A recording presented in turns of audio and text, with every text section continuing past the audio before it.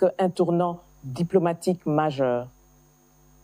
Pour mieux comprendre les enjeux de cet accord, les conditions de sa mise en œuvre et la vision du gouvernement congolais pour la paix durable, nous recevons Mme Thérèse Kayikwamba-Wagner, ministre d'État et ministre des Affaires étrangères de la République démocratique du Congo. Madame la ministre, bonsoir. Bonsoir. Et merci d'accorder cette entrevue exclusive à la radio-télévision nationale congolaise. Merci à vous. Avec toute votre équipe, on peut dire que vous avez été diplomatiquement décisive au sujet de la guerre d'agression que subit la République démocratique du Congo de la part du Rwanda. La résolution 2773 en est le prélude. Aujourd'hui, vous venez d'apposer votre signature sur l'accord de paix entre la République démocratique du Congo et le Rwanda, sous l'égide des États-Unis. Quels sont vos sentiments?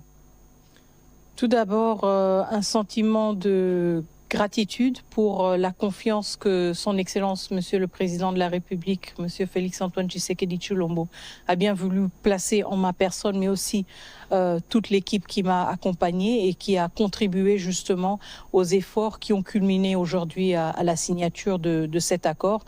Mais en même temps, évidemment, en tant que membre du gouvernement, un sentiment d'une responsabilité profonde, vu la portée historique de cet accord et la responsabilité qui nous incombe à nous en tant que membres du gouvernement, en tant que représentants de la République démocratique du Congo, de nous assurer que cet accord va se traduire en une paix concrète et tangible pour des millions de nos concitoyens à l'est de la République démocratique du Congo.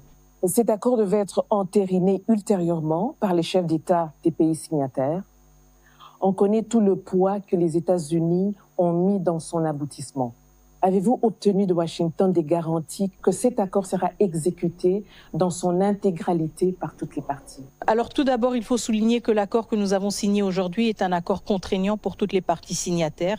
Et ça, c'est quelque chose d'extrêmement important. Et évidemment, je ne sais pas si certains d'entre vous et des téléspectateurs ont eu l'occasion de suivre aussi la prise de parole du président Donald J. Trump aujourd'hui à la Maison-Blanche, qui lui-même a affirmé à 2 reprises que les États-Unis d'Amérique allaient tout faire pour s'assurer justement que cet accord soit respecté par toutes les parties prenantes. Donc je pense en effet que nous sommes dans une dynamique extrêmement constructive avec un partenaire qui est aussi déterminé que la République démocratique du Congo de voir cet accord se matérialiser et ce de manière rapide, de manière tangible et de manière durable.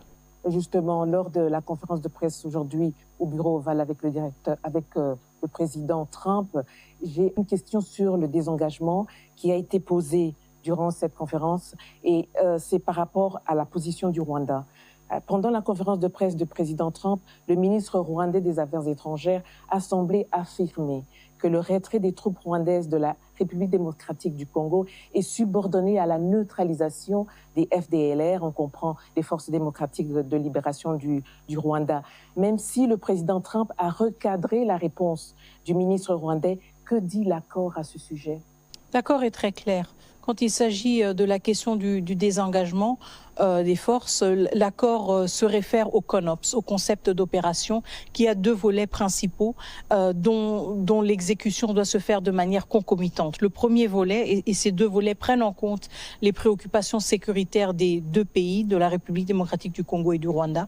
Le premier volet, c'est le désengagement des forces, à savoir les forces armées rwandaises qui sont sur le territoire congolais. Et le deuxième volet, la neutralisation des FDLR. Donc la préoccupation principale en termes de sécurité du Rwanda. Et l'accord est très clair là-dessus. Il parle justement du CONOPS comme la boussole, si vous voulez, pour ces questions de désengagement des forces et de neutralisation des FDLR. Et le CONOPS est un document extrêmement détaillé, justement, qui explique de manière très minutieuse comment procéder justement à ce désengagement des forces et à cette neutralisation et comment aussi en assurer la concomitance pour que les préoccupations des 2 pays soient prises en compte de manière continue, mais aussi de manière égale. Madame la ministre, beaucoup d'eau a coulé sur le pont avant la conclusion de cet accord. C'est d'ailleurs ici le lieu de féliciter justement l'engagement des États-Unis, mais aussi d'autres partenaires comme médiateurs dans cette crise entre la République démocratique du Congo et le Rwanda. On pense notamment au Qatar, à l'Angola et au Kenya, pour ne citer que ces pays. Cependant, certaines voix s'élèvent pour dénoncer une paix obtenue au prix du bradage des minerais stratégiques de la République démocratique du Congo au profit des États-Unis. Que répondez-vous à ce genre de propos? Alors, s'il y avait eu bradage, s'il s'agissait justement de vendre, comme certains le disent, nos ressources au prix de la paix, je pense que nous aurions commencé avec une séquence tout à fait différente. Nous aurions commencé justement à vendre. Mais ce n'est pas ce que nous avons fait aujourd'hui. Ce n'est pas ce que nous avons signé aujourd'hui. Aujourd'hui, nous avons signé un accord de paix dans lequel il n'y a aucune provision sur les questions économiques, sur les questions de minerais stratégiques. Et cet accord est très clair. Il prévoit justement la fondation pour un environnement propice dans lequel on peut aussi envisager un retour, si vous voulez, d'investisseurs, où on peut aussi envisager une économie plus dynamique. Mais nous sommes tous clairs dans notre compréhension du séquençage des choses. Nous ne pouvons pas penser à un contexte économique ou à la signature d'accords économiques sans pour autant tenir compte de la nécessité d'un retour de l'autorité de l'État, sans pour autant tenir compte de la nécessité d'un contrôle rétabli de toute notre intégrité territoriale. Et donc, à ceux qui pensent justement que cette paix a été obtenue justement à travers un bradage de nos ressources, je dis non, ce n'est pas le cas. L'accord se concentre sur la paix, il se concentre sur le rétablissement de l'autorité de l'État. Et il se concentre justement sur la création de conditions propices pour une économie dynamique, chose que nous souhaitons évidemment pour nos compatriotes à l'Est et pour tout le reste de la République démocratique du Congo. Et donc, nous devons voir cela de manière séquentielle. Et la première séquence, pour toute économie qui veut être prospère, c'est d'abord la paix. C'est d'abord l'autorité de l'État. Et c'est ce que cet accord établit et a pour objectif. Après, évidemment, on peut se pencher sur des questions d'investissement, sur des questions économiques qui ont tout à fait leur lieu d'être et qui ont tout à fait leur pertinence, étant donné qu'elles offrent aussi pour nos populations des opportunités d'emploi et des opportunités de participer de manière plus active à l'économie du pays. Excellence, l'opinion nationale congolaise et même internationale a beaucoup spéculé sur les retombées de cet accord. À quoi peut s'attendre véritablement la République démocratique du Congo à court et moyen terme? Alors, encore une fois, moi, je pense que nous venons à peine de signer cet accord il y a quelques heures. Donc, je pense que dans les prochains jours, nous allons aussi tous, surtout le grand public, aura l'occasion de lire l'entièreté de cet accord qui est aussi accessible de manière libre sur différents sites, à commencer par le site du département d'État. Et justement, la lecture va montrer à quel point cet accord pose les jalons importants pour un rétablissement de l'autorité de l'État, pour aussi un rétablissement d'une confiance entre la République démocratique du Congo et le Rwanda. Nous savons évidemment que nous allons toujours être des voisins, donc cet accord est critique pour aussi voir comment entre voisins, nous pouvons graduellement améliorer nos relations. Nous pouvons prendre en compte les considérations ou les préoccupations sécuritaires des uns et des autres et nous pouvons justement créer des conditions propices à une cohabitation plus pacifique. Alors en termes de retombées, je veux surtout mettre le focus sur le rétablissement de l'autorité de l'État.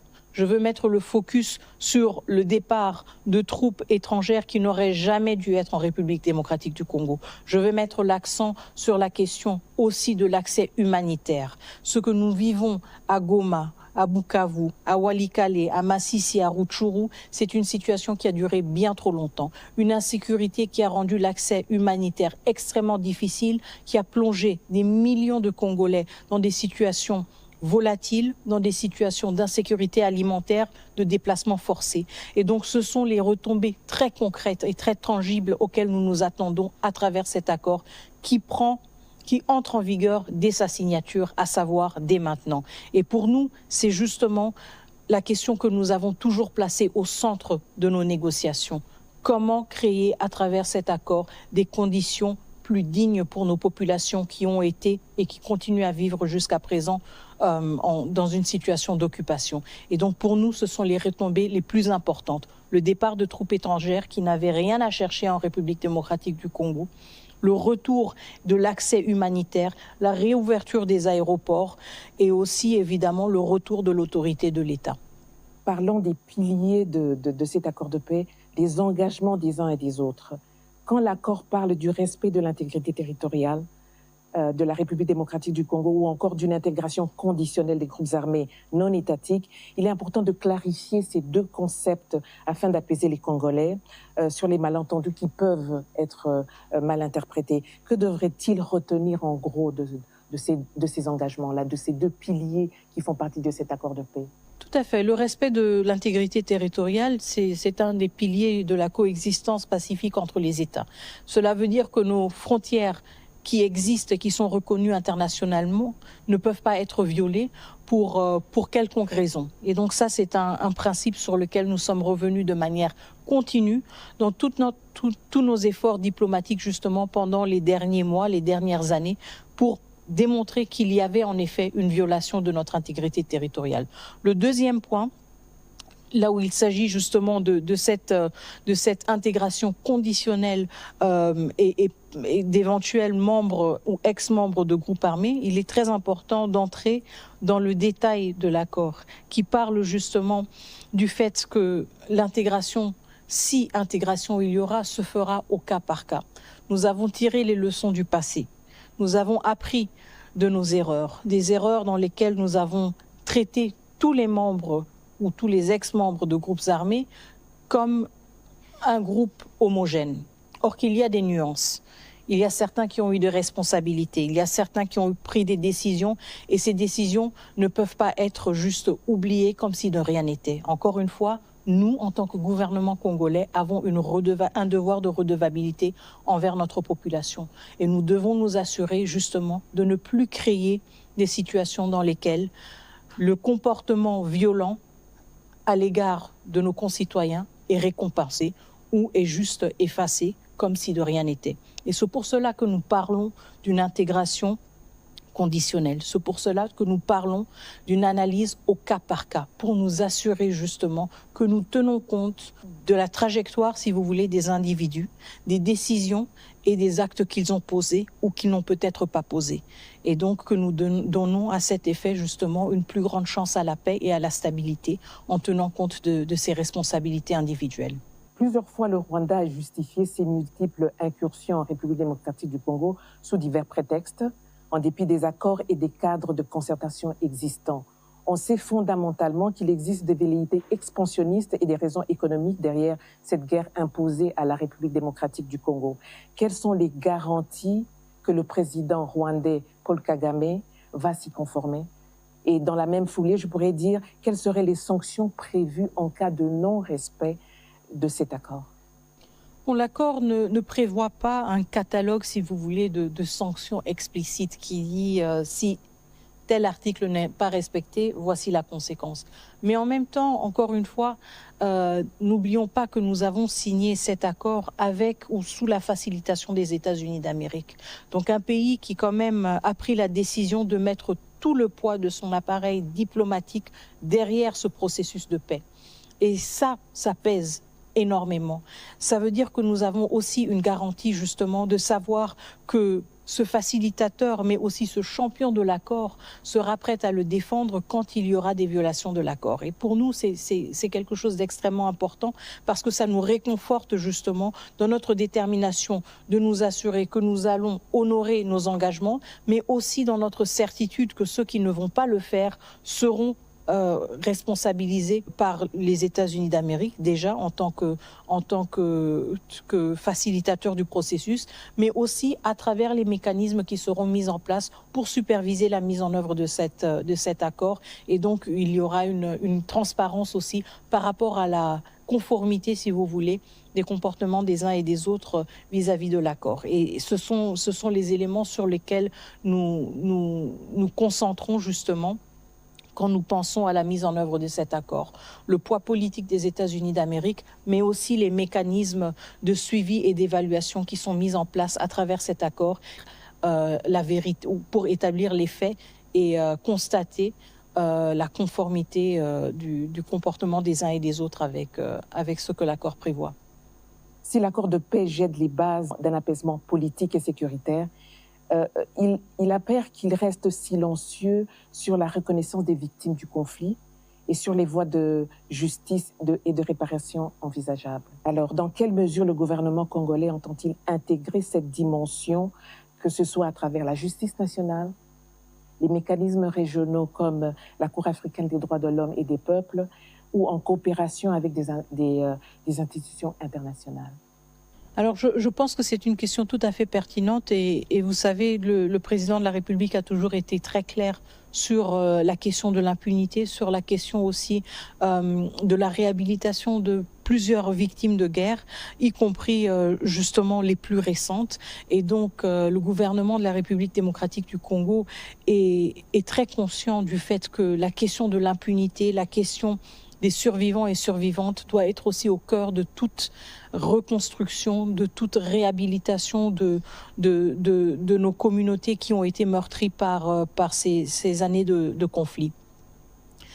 Maintenant, le fait que la question de la justice n'ait pas une position aussi centrale ou aussi visible dans l'accord, on vient de parler de la question justement de l'intégration conditionnelle. Donc je pense que là, il y a un élément de l'impunité déjà ou de la lutte contre l'impunité qui est inclus de manière implicite, mais le fait que cet accord n'en parle pas de manière aussi explicite, encore une fois, ne veut pas dire que c'est une question qui ne peut pas être abordée du tout.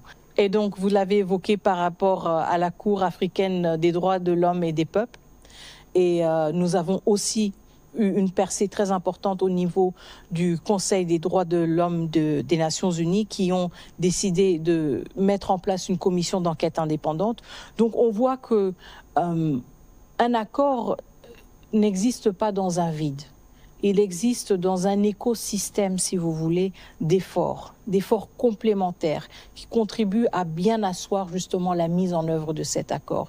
Et la question de la justice, je pense qu'elle justement accompagne cet accord de manière très importante et de manière aussi très soutenue par le gouvernement de la République démocratique du Congo. Et nous allons continuer à fournir les efforts nécessaires justement pour nous assurer que ces questions de justice, que ces questions de justice transitionnelle aussi, de réparation des victimes, soient prises en compte et fassent partie intégrante justement de nos efforts vers une paix plus durable dans l'Est de la République démocratique du Congo, mais aussi dans la région des Grands Lacs.